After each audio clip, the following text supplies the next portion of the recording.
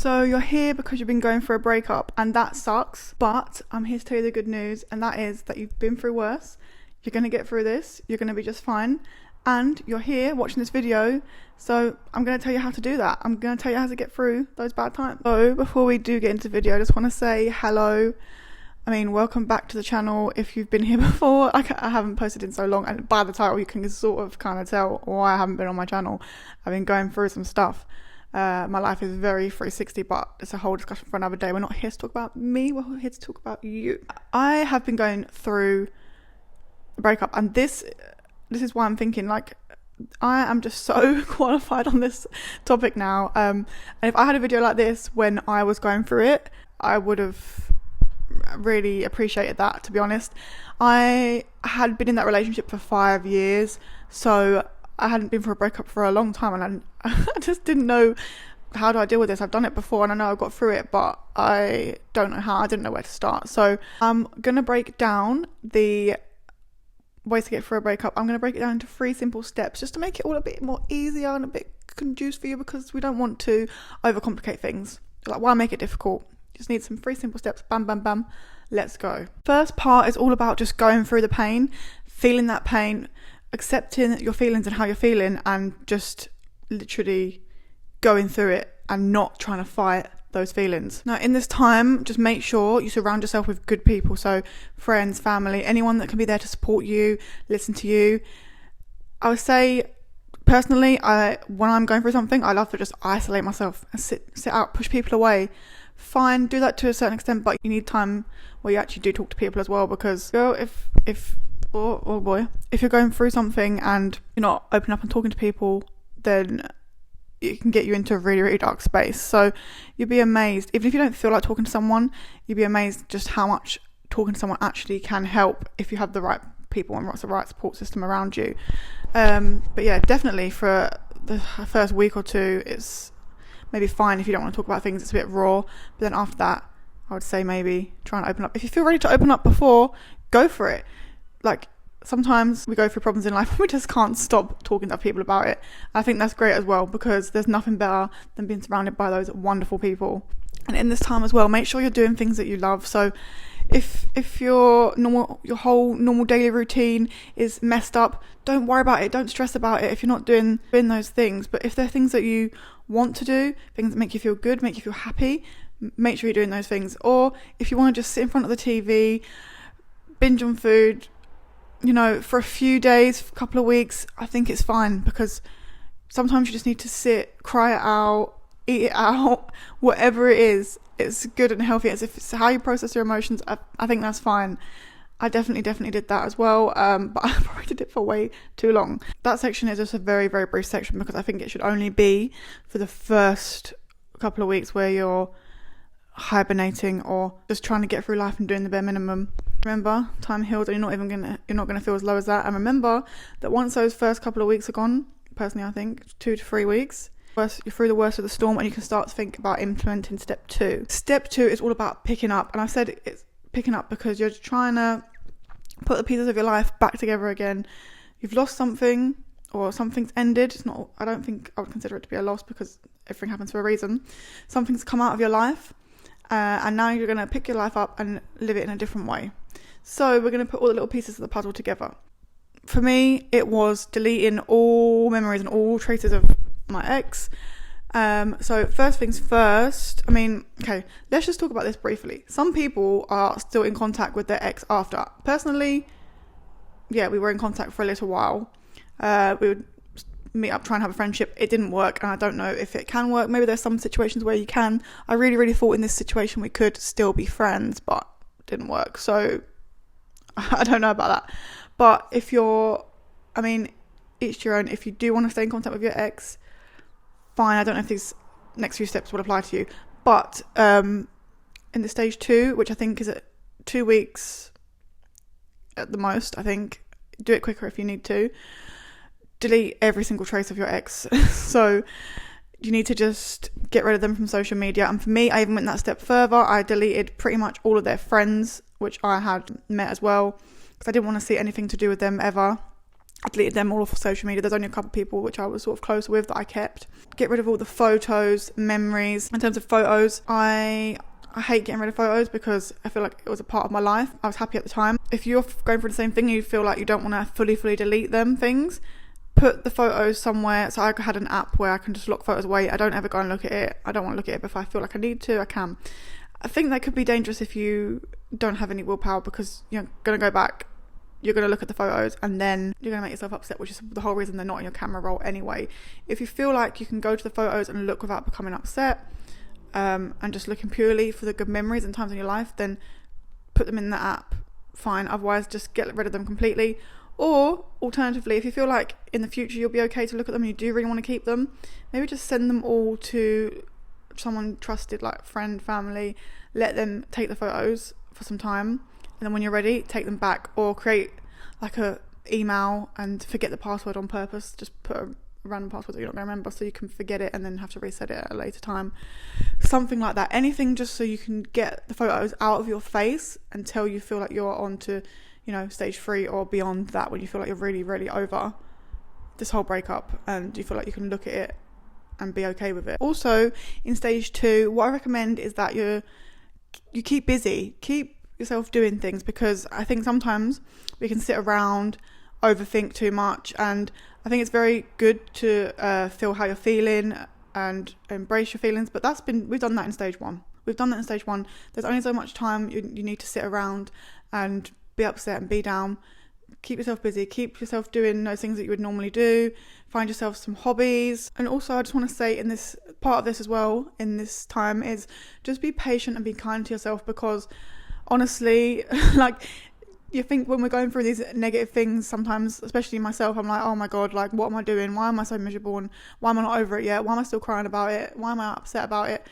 Just be kind to yourself, because at the end of the day, it's a big change in your life and we need time to grieve it. So if you're not going as quick as anyone else, or not getting over it as fast as you want to, don't stress about it, because everyone just goes at different paces and it's completely normal. So just be kind to yourself and try and bring in some things that, like we said before, things that make you happy, but you're doing more of them in this stage. Also in this stage, I think it's quite good to be able to let those emotions that have been inside you, we need to suppress them, we need to take them out. So one tip that I have, which something I didn't do because it wasn't until I was like researching and looking afterwards, reading some articles, can be to write a letter to your ex. Now this obviously, don't send it, but just get down all those feelings and thoughts and emotions, so that they're out of your system, because sometimes that's all you need. Feel like you're directly writing to your ex, it's going to help you sort of get those feelings out a bit better and try and let go of any thoughts or feelings that you have left towards them. And it might bring you some sort of closure in a roundabout way. And that's actually another tip that I was going to say, actually. Something to avoid in a breakup is trying to reach out to your ex, trying to contact them to get closure, because you're not going to find that in them most times, because you've broken up for a reason.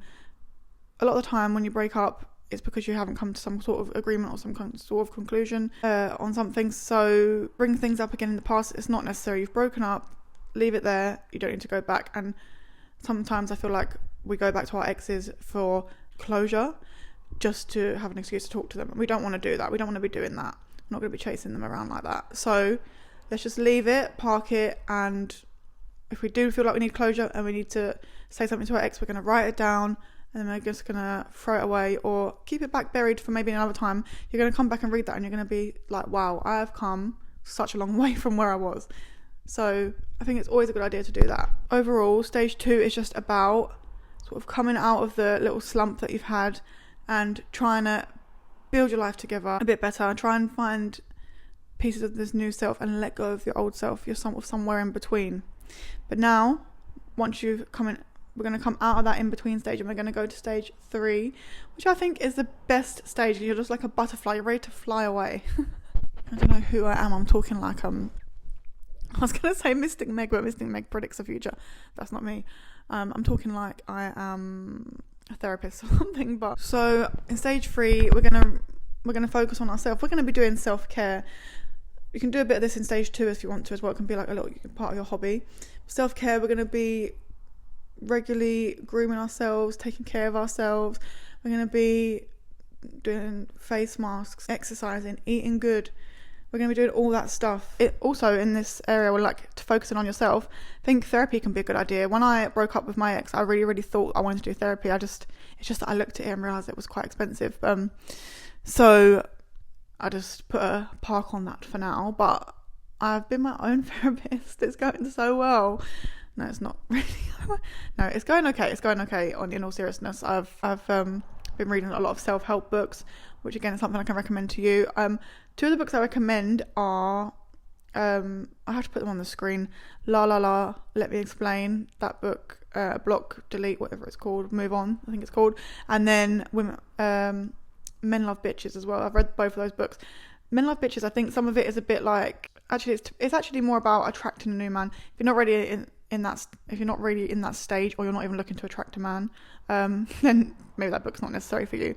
But I don't know, I liked it. Wow, for me, that book came later when I was sort of ready at looking at dating.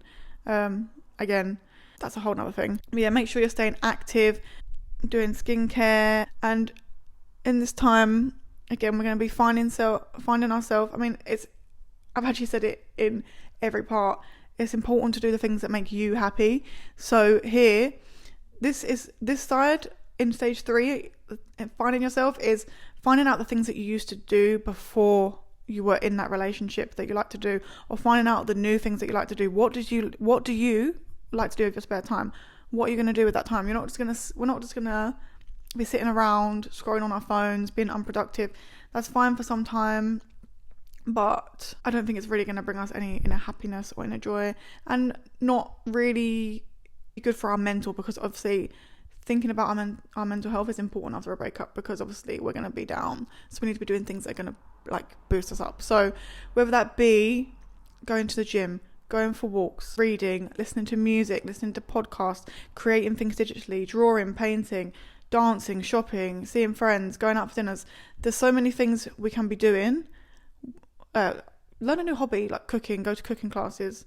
I'm just trying to think of so many things off the top of my head.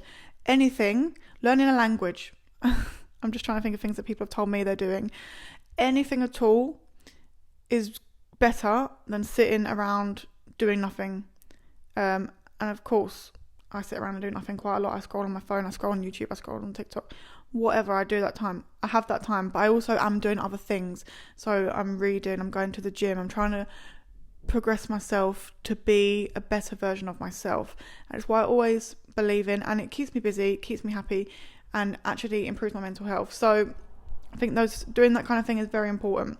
Focus on new memories. So focus on doing things with your friends and your family and loved ones, and even yourself. Do things by yourself. And this is why I think focusing on yourself is so important, because when you're going through those hobbies and doing those hobbies, you're going to come more in touch with yourself, find out what you like, so then you're able to go out and do things on your own. You don't need to rely on anyone else, or think that you need someone else to live your life. Personally, I love doing things on my own. I'll go shopping on my own. I've been out to eat on my own. I've been on holiday on my own. Like, I love it. I love spending time on my own, and I can't get enough of it. Sometimes it's a bit dangerous because I feel like I don't interact with people enough. I spend a lot of time on my own, but it's important, definitely. And I think, like everything, it's just have a balance in life. Spend time on your own, spend time with other people, but just focus on the future and the new memories rather than looking back at the old ones, is what I'm trying to say. So sort of how I'm sort of said earlier, don't pressure yourself. I was talking about dating and like that book. Don't pressure yourself to date again. Don't pressure yourself to do it in a hurry. If you're not ready, don't do it yet. Let me tell you, I've been on Tinder. There's nothing on there anyway. I was going to say it's all trash. That's rude.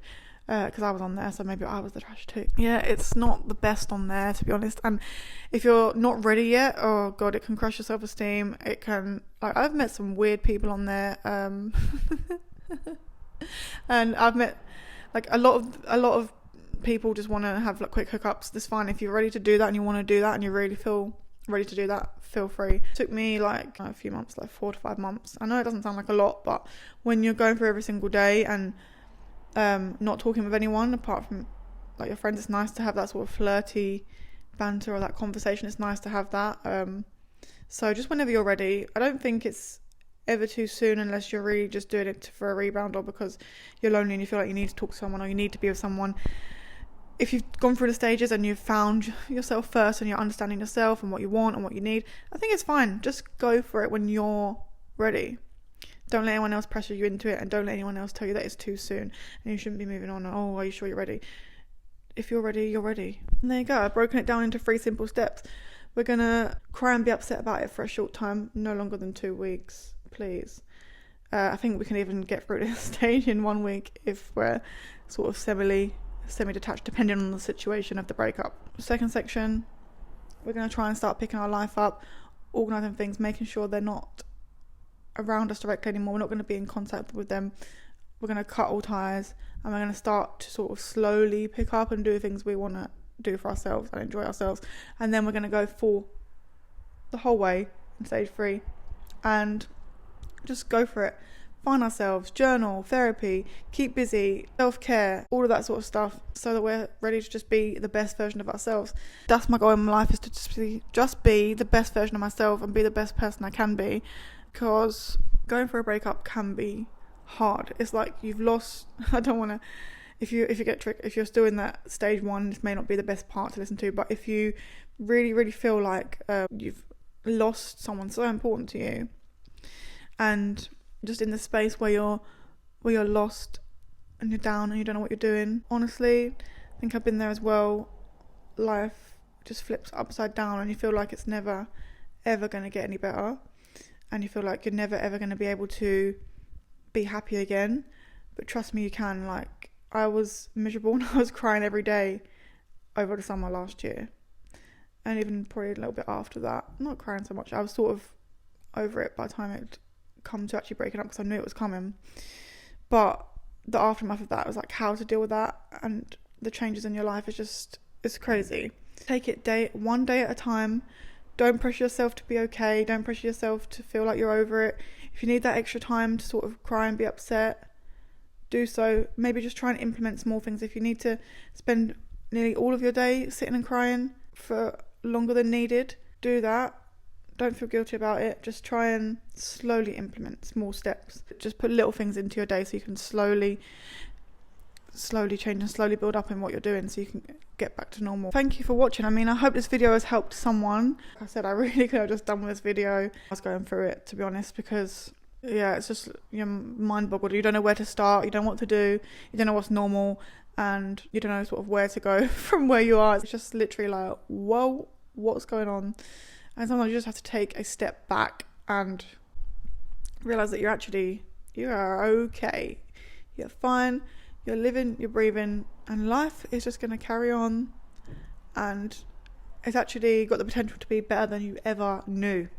So let's just put a smile on our faces. I mean, it's easier than done sometimes, I know.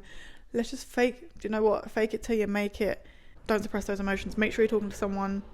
If I find out that you're not talking to someone about it and you're sitting down and you're crying in your room for 2, 3, 4 weeks straight, that's it. I'm done with you. I'm really done with you. Thank you so much for watching, and I'll see you in the next video. I appreciate you watching, and I really hope you're going to be okay. I don't hope you're going to be okay, because I know you're going to be okay.